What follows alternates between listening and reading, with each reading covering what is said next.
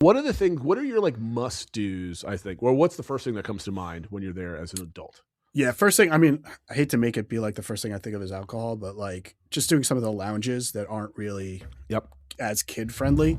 Obviously, the first one that comes to mind is doing GO82, which doesn't allow kids, so you definitely might want to take advantage of that.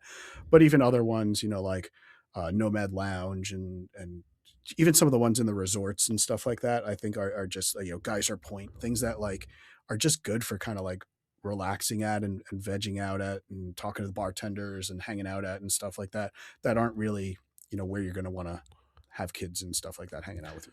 I mean, it doesn't even have to necessarily be about alcohol, right? No, and it's not. It's Right? just that it's more of like an adult vibe Yeah, to but it. Yeah. that's my point. Like Yeah. what we've done, my wife and I have done this, and my wife doesn't drink, so like we go to these places, and I'll have a beverage or so, but like it's more about being in Disney World and not having to worry about like a bunch of kids screaming at you, getting antsy and wanting to go and do this, that, and the other. You can relax and then just kind of enjoy adult time Yeah. at an And adult also, I think a places. lot of these lounges have a lot of really good details to them. Mhm. Even little things like the tune-in lounge and stuff like that in Hollywood studios. There's a lot of like knickknacks and things like that I think it's just a lot easier to notice and spend time noticing when you don't have to worry about kids as